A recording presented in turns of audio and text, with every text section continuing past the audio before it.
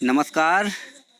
एक बार फिर स्वागत है सभी भावी शिक्षकगण का अपने यूट्यूब चैनल आई के हिंदी टारगेट में। जी हाँ, टीजीटी पीजीटी साक्षात्कार इंटरव्यू हिंदी 2016 का जो साक्षात्कार होने वाला है उसके लिए श्रृंखलाएं लगातार चलाई जा रही हैं और सवाल हमारा जवाब भी हमारा में 10 प्रश्नों की श्रृंखला लगातार आपको दिया जा रहा है। यानी प्रत्येक दिन आपको 10 प्रश्न दिए जा रहे हैं, जिसमें से 10 सवाल आपसे किए जाते हैं और 10 सवालों के जवाब दिए जाते हैं। तो ये श्रृंखला लगातार चल रही है। इसी क्रम में हम लेकर आए हैं भाग 26 यानी वीडियो नंबर 26 भाग 26, जिसमें आपको 25वें भाग का जो प्रश्न था उसका हम जवाब बताएंगे और फिर आपको 10 प्रश्न देंगे जो आपको कमेंट बॉक्स में लिखकर जवाब देना होता है। तो आप लोग अच्छे से साथ दे रहे हैं, आप लोग अच्छा कमेंट कर रहे हैं और आप लोग जो जवाब है वो लगभग सही बता रहे हैं। तो इसी तरह से आपका प्रयास रहे कि ज़्यादा से ज़्यादा सही बताया जाए। हम आपको कई बार बताए हैं कि आप कहीं से भी उसको ढूंढ के देखिए, बताइए, और आपको उससे कहीं ना कहीं ज़्यादा फ़ायदा मिलने वाला है। तो वो आपके लिए ही होगा, हानिकारक नहीं होगा और लाभदायक ही होगा।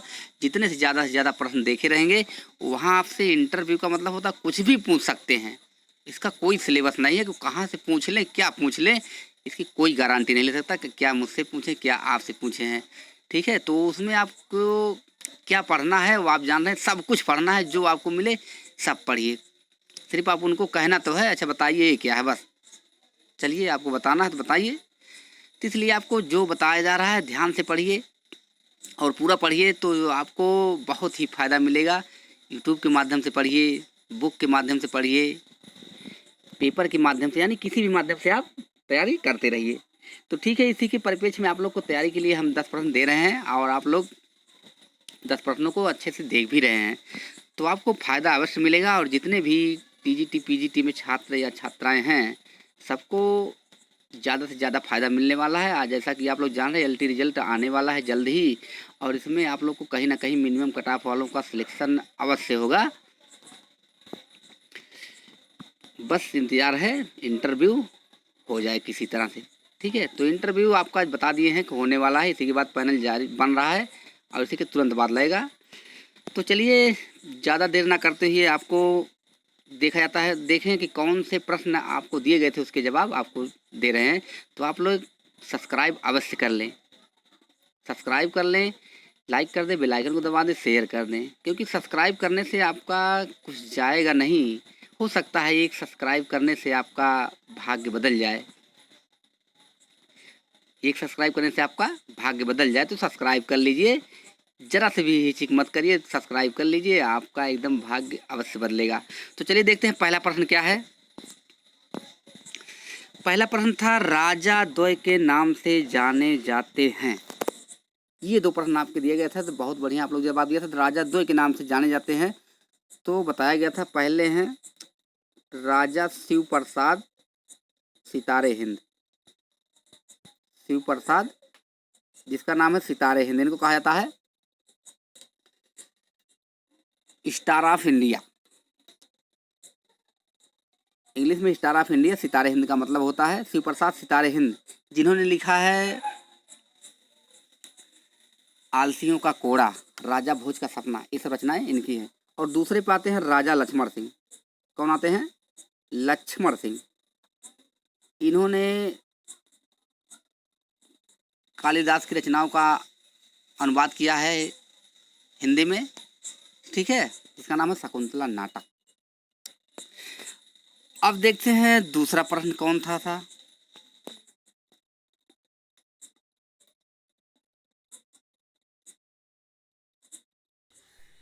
आपका दूसरा प्रश्न है मुहावरा किसे कहते हैं। बहुत ही अच्छा क्वेश्चन है। मुहावरा किसे कहते हैं, आपसे पूछ जाएगा मुहावरा किसे कहते हैं बताइए। तो आपको एकदम छोटे यानी छोटे से छोटे वाक्य में आपको बता देना है। सबसे पहले बताना है मुहावरा अरबी भाषा का शब्द है। ये भी पूछ सकते हैं वो मुहावरा किस भाषा का शब्द है, तो पहले आपको बता दे रहे हैं ये अरबी भाषा का शब्द है। ठीक है, हिंदी में मुहावरा को वाग्धारा कहते हैं। क्या कहते हैं? वाग्धारा, जान लीजिए, हिंदी में कहते हैं वाग्धारा। किसको? मुहावरा को वाग्धारा कहते हैं, किंतु यह अधिक प्रचलित नहीं है। यानी मतलब इसका ज़्यादा प्रचलन नहीं हुआ। आप सब लोग जान रहे हैं, मुहावरा मुहावरा सब जानते हैं, वाग्धारा कोई नाम सुना नहीं है, लेकिन जानते रहिए। अब देखिए इसकी परिभाषा क्या है, आपको बताना कैसे है कि जब कोई वाक्यांश अपने सामान्य अर्थ को छोड़कर विशेष अर्थ में रूढ़ हो जाता है तब उसे मुहावरा कहते हैं। एक बार फिर से, जब कोई वाक्यांश अपने सामान्य अर्थ को छोड़कर विशेष अर्थ में रूढ़ हो जाता है तो उसे मुहावरा कहते हैं। जैसे आपसे कह दिया जाए श्री गणेश करना का अर्थ क्या होगा, आप जान रहे हैं कि शुरू करना, प्रारंभ करना, ठीक है। तो ये हो जाएगा आपका रूढ़ हो गया है। तो फिर आपसे कह दिया जाए ईद का चांद होना, तो क्या है, बहुत दिनों बाद दिखाई देना। अब चलते हैं अगले प्रश्न की तरफ। तीसरा प्रश्न है, हरगीतिका छंद किसे कहते हैं बताइए। तो ये आपको परिभाषा बताना है हरगीतिका छंद। तो हरगीतिका छंद आपको बता दें ये सममात्रिक छंद है। सबसे पहले आप जानेंगे छंद कितने प्रकार के होते हैं। 3 प्रकार के होते हैं, सम, विषम और अर्धसम, 3 प्रकार के होते हैं। तो ये सममात्रिक छंद है, आपको बताना है। हरगीतिका सममात्रिक छंद है, इसमें 4 चरण होते हैं। कितने चरण? 4 चरण होते हैं और प्रत्येक चरण में 28 मात्राएं होती हैं। देख लीजिए 28 मात्राएं होती हैं। और सबसे ध्यान देने वाला है 16 और 12 पर यति होता है, यानी 16 और 12 पर यति होता है। इसी को हरगीतिका छंद कहते हैं। इसी का एक भाई है या बहन कह लीजिए गीतिका है, जो छोटी है, तो उसमें 14 और 12 पर यति होते हैं, बाकी सब वही है, ठीक है। अगला प्रश्न, तीसरा प्रश्न है, रामचरितमानस की प्रथम पंक्तियां सुनाइए। कहा गया रामचरितमानस की प्रथम पंक्तियां सुनाइए। तो आपको सुनाना है, वहाँ पर किसी भी तरह से आपको सुनाना याद करके। चलिए हम आपको थोड़ा सुना दे रहे हैं। बंदौ गुरुपद पदुम परागा, सुरुचि सुवास सरस अनुरागा, अमिय मोरी मैं चूरन चारूं, समन सकल भौरुज परिवारूं। ये है आपकी पंक्तियाँ। इसका मतलब है बंदव मतलब वंदना करना, पदुम मतलब कमल होता है, पराग मतलब परागकण होता है, सुरुच मतलब सुंदर स्वाद होता है, सुवास मतलब सुगंध होता है, अमी मतलब अमृत होता है, मूरी में मतलब जड़ी बूटी होता है, चूर्ण मतलब चूर्ण होता है, चारु मतलब सुंदर होता है, समन का मतलब होता है नाश करना, सकल मतलब सारा, और जगत मतलब भाव मतलब जगत संसार, और रूज मतलब होता है रोग। यानी कहने का मतलब तुलसीदास जी कहते हैं रामचरितमानस पंक्ति में कह रहे हैं, मैं गुरु महाराज के चरण कमलों की वंदना करता हूँ जो सुरुचि यानी सुंदर स्वाद सुगंध तथा अनुराग रूपी रस में पूर्ण है। वह अमर है, मूल संजीवनी जड़ी का सुंदर चूर्ण है, जो संपूर्ण भाव के रोगों के परिवार को नाश करने वाला, यानी संपूर्ण भाव यानी संसार में जितने भी रोग हैं ये जड़ी क्या करने वाली है, परिवार, उसके रोगों के परिवार को नाश करने वाला है। ये आपका पंक्तियां हो गया किसका, तुलसीदास को। आपको अच्छे से कर लेना है, बना लेना है। अगला, अनस्थिरता। अनस्थिरता शब्द को लेकर किन दो लोगों के बीच विवाद खड़ा हुआ। जी हाँ, बहुत ही मोस्ट क्वेश्चन है, पूछेंगे अनस्थिरता शब्द को लेकर किन दोनों के बीच विवाद खड़ा हुआ। तो आपको बता दें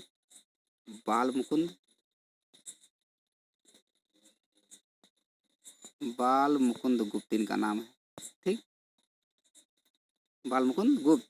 और दूसरे आपके हैं महावीर, जिनका पूरा नाम आप लोग जान रहे हैं, महावीर प्रसाद द्विवेदी। इन्हीं दोनों के बीच अनस्थिरता शब्द को लेकर विवाद खड़ा हुआ था। तभी इसी पर महावीर ने इसको बाल मुकुंद को कहा कि स्वर्ग और नरक ठिकाना नहीं, कहा कि आपका स्वर्ग में नरक में ठिकाना नहीं होगा। यानी एक रचना लिख दी किसके नाम से, स्वर्ग और नरक ठिकाना नहीं। पूछा जाता है किसके ऊपर लिखा गया, तो इनके महावीर ने लिखा है बाल मुकुंद के ऊपर।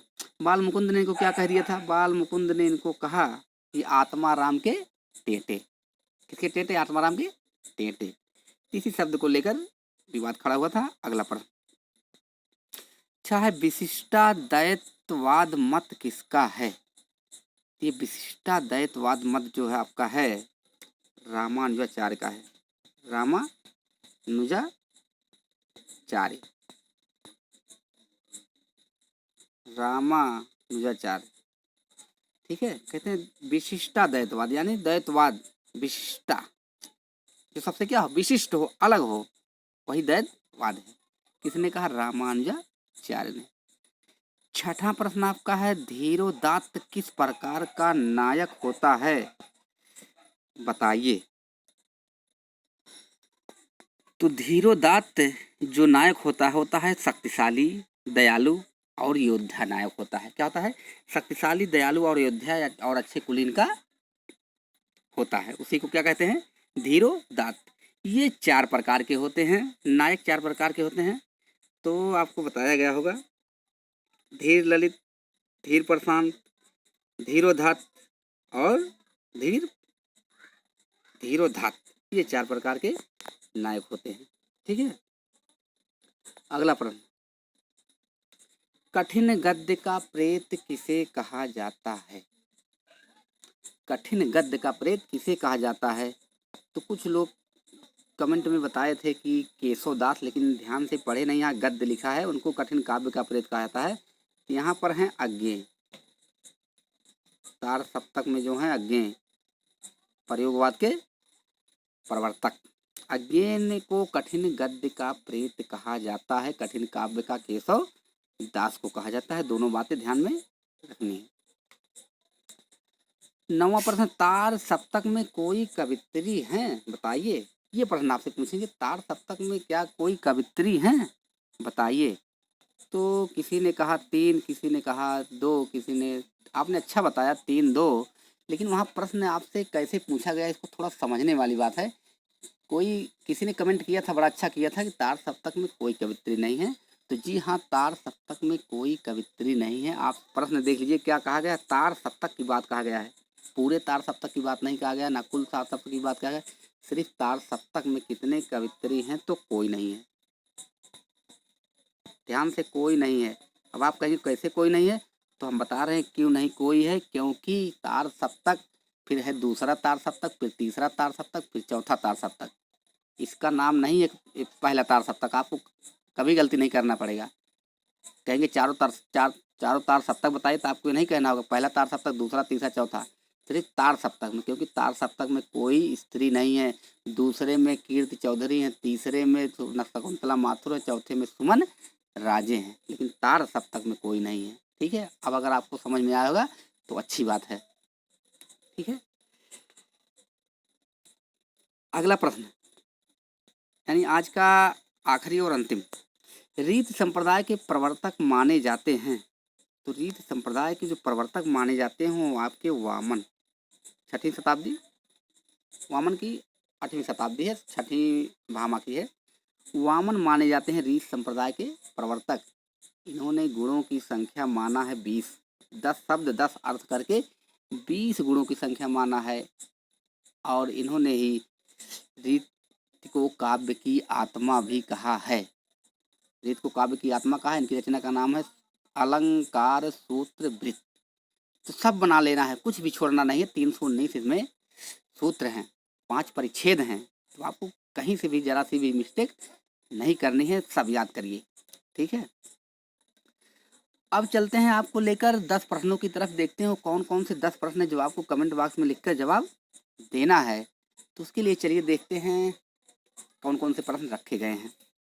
तो पहला प्रश्न आपके सामने रखा गया है, मतिराम की वह कौन सी रचना है जो बिना आश्रयदाता के लिखा गया है। ध्यान से देखिएगा, मतिराम की वह कौन सी रचना है जो बिना आश्रयदाता के लिखा गया है, और सभी रचनाएं लगभग आश्रयदाताओं में लिखा गया है, यानी किसी न किसी के दरबार में लिखे हैं मतिराम। ठीक है, दूसरा प्रश्न, परमाल रासों में किन 2 सरदारों की वीरता का वर्णन है। जो परमाल रासो लिखा गया उनमें किन 2 सरदारों की वीरता का वर्णन है, आपको बताना है। तीसरा है, प्रेमचंद को उपन्यास सम्राट किसने कहा, ये आपको बताना है। प्रेमचंद को उपन्यास सम्राट किसने कहा, इससे पहले हम आपको बता चुके हैं प्रेमचंद नाम किसने दिया, तो दयानारायण निगम ने दिया है, लेकिन प्रेमचंद को उपन्यास सम्राट किसने कहा है, ये आपको बताना है। चौथा प्रश्न, विभाव किसे कहते हैं, बताइए।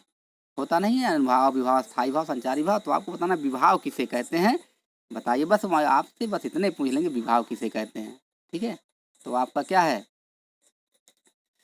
दिमाग तुरंत चकरा जाएगा, क्या पूछ लिए। अगला प्रश्न, कोई एक दलित पत्रिका बताइए। जी हाँ, दलित पत्रिका भी आपसे पूछी जा सकती है। दलित के बारे में जानते रहिए, तो दलित पत्रिका एक बताइए, ये आपको बताना है। हम आपको, हमारा उद्देश्य ये है कि आपको जो प्रश्न बताए जा रहे हैं, आपको कहाँ कहाँ से कैसे वो पूछेंगे, किस तरह से पूछेंगे, ज़्यादा उद्देश्य ये है आपको वीडियो बनाने का, ताकि आपको दिक्कत ना हो, सब जगह से आप याद करते रहिए। अगला प्रश्न, भरत मुनि के रस सूत्र का प्रथम व्याख्याता माना जाता है। तो किसको माना जाता है प्रथम व्याख्याता, ये आपको बताना है। वीडियो लंबा हो जाता है, लेकिन घबराइए मत, पूरा देखिए। छठा प्रश्न, वे कौन से शब्द हैं जो सदैव बहुवचन में प्रयुक्त होते हैं, बताइए। कौन से शब्द हैं जो सदैव बहुवचन में प्रयुक्त होते हैं, तो आप लोग को मालूम होगा, तो 4-6 बताना ही होगा। आठवां, यमुना शब्द का पर्यायवाची बताइए।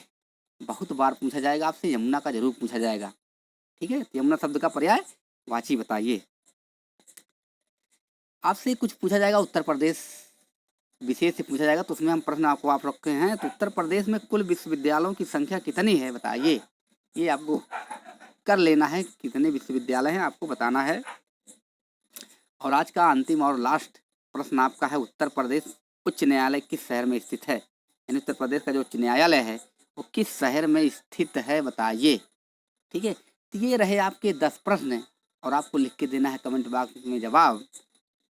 आज के लिए इतना ही, अगले वीडियो में फिर मिलते हैं, तब तक के लिए नमस्कार, धन्यवाद।